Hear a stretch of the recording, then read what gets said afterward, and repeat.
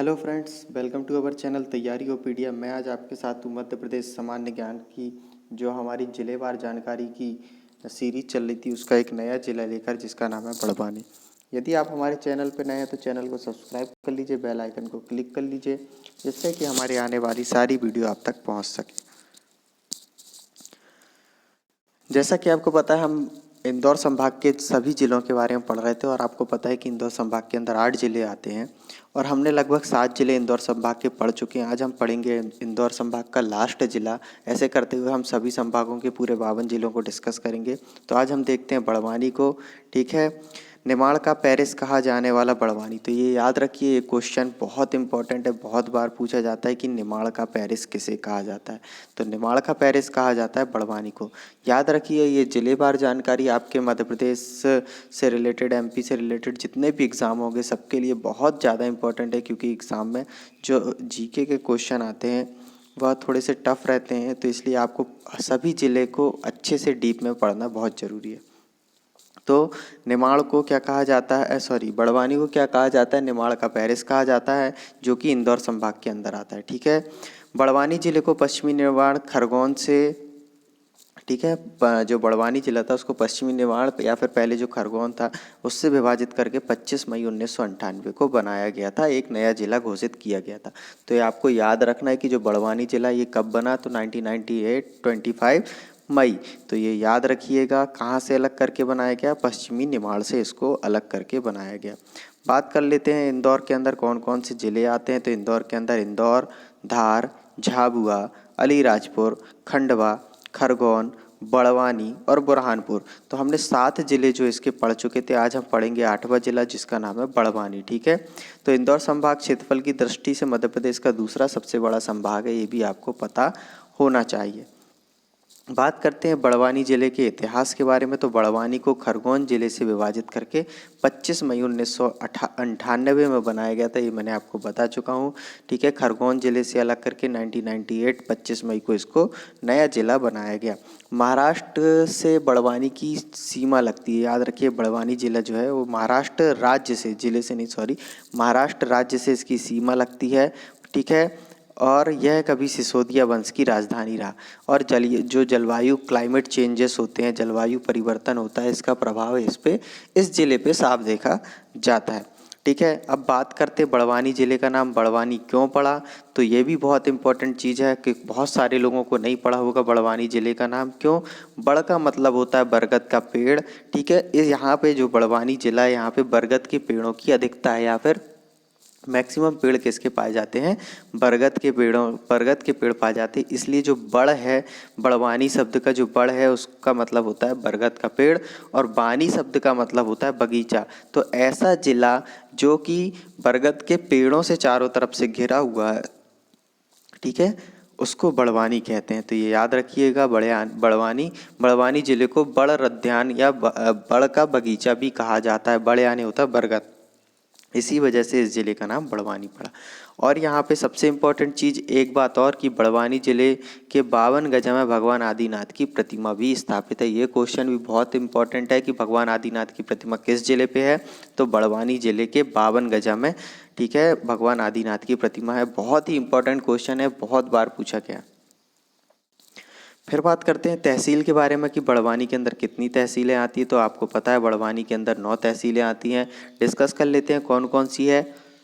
तो पहली है बड़वानी, दूसरी है ठीकरी, तीसरी है निवाली, फिर बरला, राजपुर, पानसेमल, अजंड, पार्टी और सेंधवा। ऐसे करके बड़वानी के अंदर 9 तहसीलें आती हैं। ये तहसीलें इसलिए बता रहा हूँ कि तहसील कभी कभी पूछ लेता है कि जैसे बरला तहसील किस ज़िले के अंतर्गत आती है। तो बरला तहसील बड़वानी ज़िले के अंतर्गत आती है। जब डीप में क्वेश्चन आएगा या फिर थोड़ा कठिन पेपर रहेगा तो आपको ये सारी जानकारी बहुत काम आएगी। फिर बात करते हैं बड़वानी ज़िले की भौगोलिक स्थिति के बारे में। तो बड़वानी ज़िले का क्षेत्रफल 5,427 वर्ग किलोमीटर है।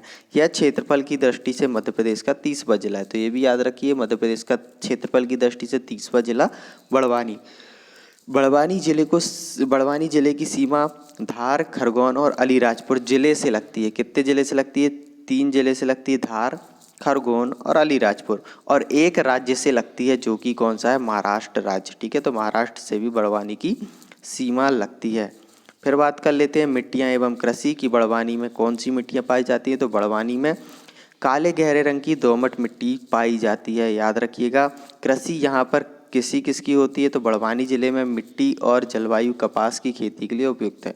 तो जब यहाँ की मिट्टी जलवायु मतलब जो क्लाइमेट है और जो सॉइल है वो कपास की खेती के लिए उपयुक्त है, तो ज़िले में किसकी खेती होगी भाई, कपास की ही होगी। तो कपास की खेती यहाँ पे होती है। बड़वानी ज़िले में नकदी फसलों के रूप में मिर्चों की खेती की जाती है। ठीक है, किसान किसकी खेती करते हैं, मिर्चों की खेती भी की जाती है।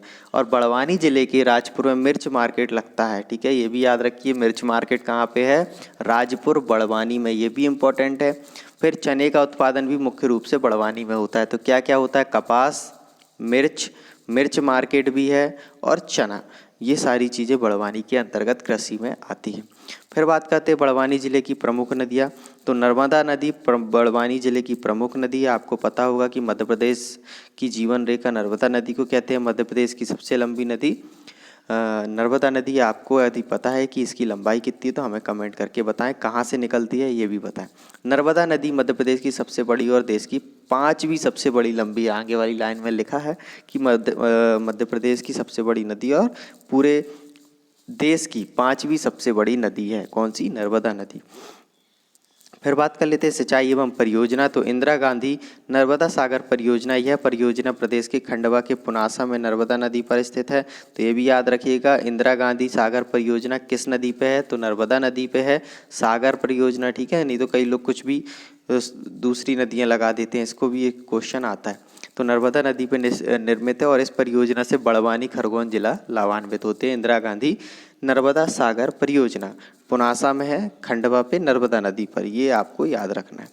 फिर बात करते हैं वन्य जीव और वन, यहाँ पे कौन से वन पाए जाते हैं और कितने एरिया में पाए जाते हैं। तो बड़वानी जिले में कुल 901 वर्ग किलोमीटर में वन क्षेत्र है। यहाँ पे उष्ण कटिबंधीय अर्धपर्णपाती वन पाए जाते हैं। बड़वानी जिला बड़ के वनों से घिरा है। ठीक है, इसलिए इसका नाम बड़वानी पड़ा। अब बड़ कौन से वन हुए, बड़ मतलब बरगद के पेड़।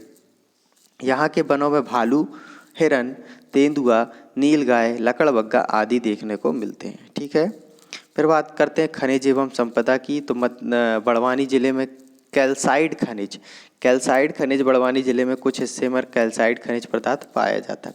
फिर उद्योग की बात करें तो बड़वानी के सेंधवा एवं सेगांव, नाम याद रखिए, बड़वानी के सेंधवा एवं सेगांव में कपास के उद्योग लगे हुए हैं। मैंने आपको बताया था यहाँ पे कपास की खेती होती है। इस क्षेत्र के पलसूद औद्योगिक क्षेत्र के रूप में विकसित किया जा रहा है। इस क्षेत्र का जो पलसूद नामक स्थान है उसको औद्योगिक क्षेत्र, इंडस्ट्रियल एरिया में या फिर औद्योगिक क्षेत्र के रूप में विकसित किया जा रहा है। बात करते हैं बड़वानी जिले की जनजाति कौन सी है, तो बड़वानी जिले में मुख्यतः भील जनजाति पाई जाती है। फिर बात करते हैं बड़वानी जिले की बोलियां एवं मेले। तो बड़वानी जिले में निवाड़ी और मालवी बोली का प्रचलन है। ठीक है, क्योंकि यहाँ पे भील जनजाति भी पाई जाती है और ये निमाड़ है, पूर्वी निमाड़, पश्चिमी निमाड़। आपको बताया था निमाड़ से अलग होकर ये बड़वानी एक नया जिला बना है खरगोन से। ठीक है, तो बड़वानी के आसपास निवाड़ी और मालवी बोली जाती है। बात कर लेते हैं बाबा भिल्लट देव का मेला। यहाँ पे मेला कौन सा लगता है, तो बाबा भिल्लट देव का मेला बड़वानी जिले की नाग पंचमी के समय 3 दिन का बाबा भिल्लट देव का मेला लगता है। ये क्वेश्चन भी आपको आ सकता है कि नाग पंचमी के अवसर पर 3 दिवसीय मेला बाबा भिल्लट देव का, या फिर बाबा भिल्लट देव का मेला कहाँ लगता है, तो ये बड़वानी में लगता है। फिर बात करते हैं बड़वानी जिले के जो प्रमुख पर्यटन स्थल हैं। तो सेंधवा का मेला कई बार पूछा गया एग्जाम में, भिल्लट देव मंदिर, नागलवाड़ी, आदिनाथ की प्रतिमा, बावन गजा, जैन तीर्थ स्थल। ठीक है, जो आदिनाथ की प्रतिमा मैंने आपको शुरू में बताई थी बावन गजा में है। ठीक है, तो आदिनाथ की प्रतिमा बावन गजा में, ये कौन सा तीर्थ स्थल है, जैन तीर्थ स्थल है। ये भी याद रखिएगा कि आदिनाथ की प्रतिमा किस समुदाय या समाज के या फिर किस धर्म के बारे में की मूर्ति है, तो जैन तीर्थ स्थल है, तो जैनों की ये मूर्ति है। फिर पांडवकालीन मंदिर है यहाँ पे, शहीद भीमा नायक की गढ़ी है और बिजासन माता का मंदिर है। तो ये की बात याद रखिए, बिजासा माता का मंदिर भी कई बार एग्जाम में पूछा गया है। आप पुराने पेपर उठाएंगे तो उसमें आपको पता चलेगा। अब बात करते हैं बड़वानी जिले से रिलेटेड अन्य महत्वपूर्ण तथ्य जो कि डायरेक्ट एग्जाम में पूछे गए क्वेश्चन इसमें रहते हैं। तो यह पूर्व नगर बड़वानी रियासत की राजधानी भी रहा। यहाँ पर राणा वंश का शासन था। कौन से वंश का? राणा वंश का। बड़वानी जिले को निमाड़ का पेरिस कहा जाता है, ये भी याद रखिए। बड़वानी जिले को निमाड़ का पेरिस कहा जाता है। प्रसिद्ध बीजासन माता का मंदिर बड़वानी जिले में है, मैंने बताया, बहुत इंपॉर्टेंट क्वेश्चन है, बीजासन माता का मंदिर ये पूछा जाता है। बड़वानी जिले का ऐतिहासिक प्रतीक तीर गोला, ठीक है। बड़वानी जिले का ऐतिहासिक प्रतीक क्या है? तीर और गोला। राजा रणजीत सिंह के बेटे की स्मृति में बनाया गया था प्रतीक चिन्ह तीर गोला, ठीक है।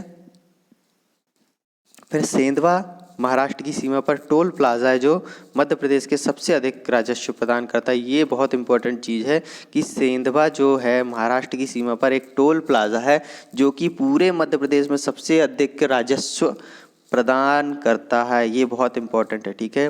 फिर अनेक काकोडर का जन्म यहीं पर हुआ, अनेक काकोडर का जन्म।